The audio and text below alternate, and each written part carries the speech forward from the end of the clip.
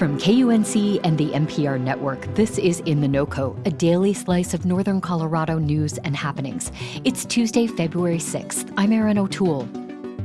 Funeral homes in Colorado have been operating like they exist in a Wild West time capsule. The lack of regulations have been center stage after authorities recently discovered almost 200 bodies that had been improperly stored at a funeral home in southern Colorado. That shocking discovery wasn't the only example of funeral home improprieties. And now state lawmakers are looking at ways to regulate the industry and hopefully bring some closure to distraught families. KUNC investigative reporter Scott Franz has been examining the issue for months.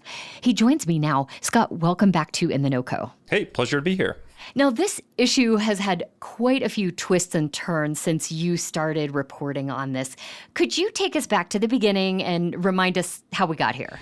Yeah, we're here because there continue to be several incidents of misconduct at funeral homes that really leaves families feeling sad and angry about how the remains of their loved ones have been handled. You know, most recently in southern Colorado with the very grisly discovery of 189 bodies that were improperly stored. You know, we have cases that go back several years with multiple funeral home directors even facing criminal charges for their actions.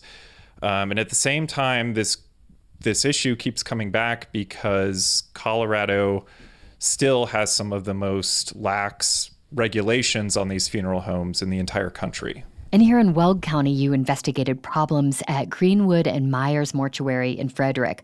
After there was a fire at the mortuary, you obtained documents, photos, and emergency radio recordings that reveal why the state forced the mortuary to stop working. What did those items shed light on exactly? Well, it shed light on the fact that we have funeral homes that are operating without licenses. And even a place like Greenwood and Myers, which is an award-winning funeral home based in Boulder County, it was operating without the proper license. And there was a stop work order on the front door from the town of Frederick where they had opened this new location. Investigators revealed that there were some potential, warning signs in the months leading up to this fire. Again, it just raises questions about the state's lack of regulation on these facilities. And it took a fire for the state to even realize that this mortuary was operating without the required business license. And that led to charges and, really just kind of continues to raise questions about how these things keep happening. And again, this is not an isolated incident. Since then, the state has taken action against other funeral homes and crematoriums.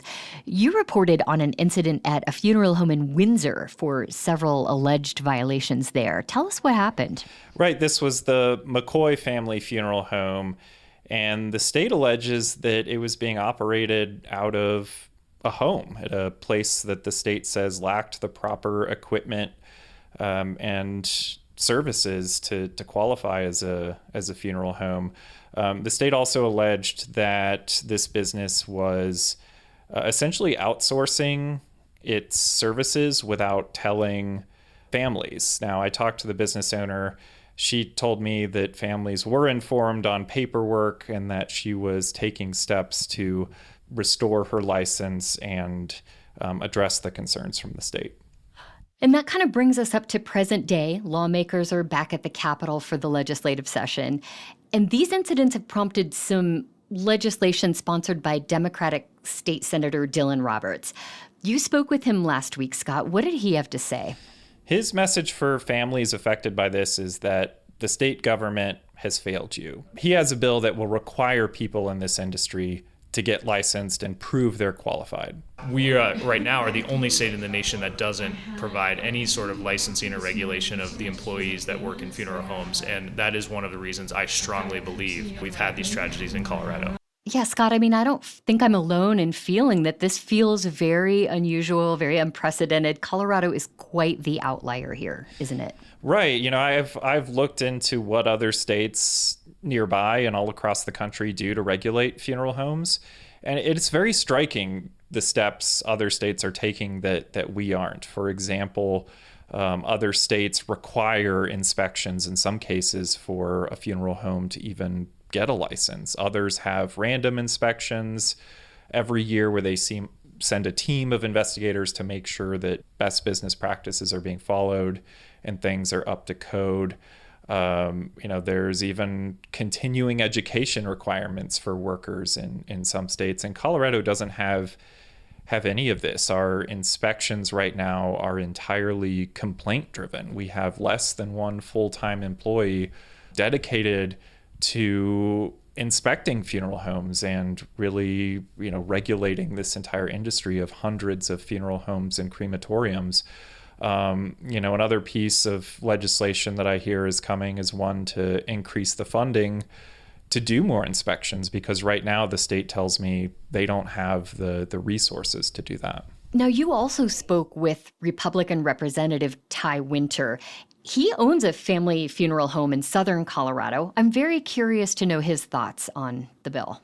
He is a little concerned about the regulation proposal that's coming. He wants current funeral home employees to be exempt from the proposed education requirements and a lot of these licensing requirements that are in the works. His rationale is, he says, coming from a family-owned funeral home, that a lot of folks in the state, learn from their parents, or it's a family business, and to require people to attend mortuary school, for example, would be an expense that could cost thousands of dollars. There's no way, if I wanted to, we could afford to go to school to do what we've been doing forever. I think we've learned well from our families, and I think our reputations speak for ourselves.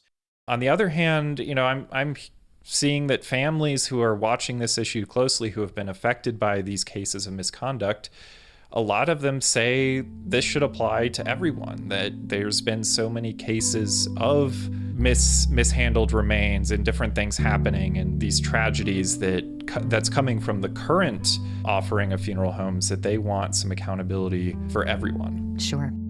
Well, I know you'll be watching what happens in the coming weeks and months with this. Scott Franz, thank you so much for your reporting on this, and thanks for coming on to talk about it. Hey, my pleasure, Erin. Thank you.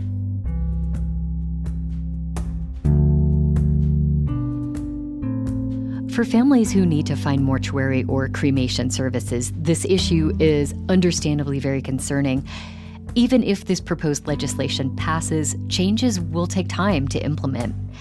In the meantime, there is a state database where you can research whether a funeral home has had complaints against it investigated or has been disciplined by the state.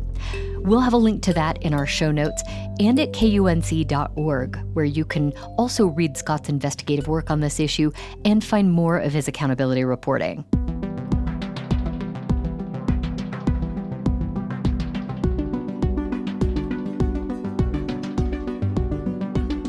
That's it for us today here on In the NoCo. We'll be back with you tomorrow with more of what's happening in northern Colorado. Robin Vincent is our executive producer. I'm your host, Erin O'Toole. Thank you so much for listening. We'll see you next time.